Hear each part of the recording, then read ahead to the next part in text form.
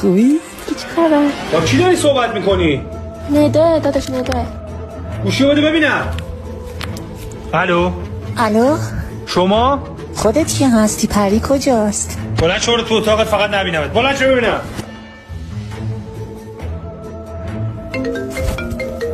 شما نشونست بکنش.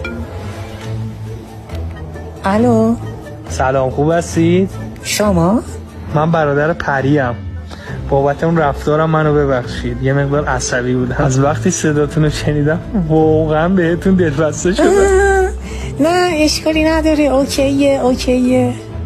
وای تا صبح میخواد دست بزن. با کی داری صحبت میکنی؟ نزن. آی نزن. به خدا با دوستمه. گل خوردی گوشی بده من. الو الو شما؟ من دوست ندا.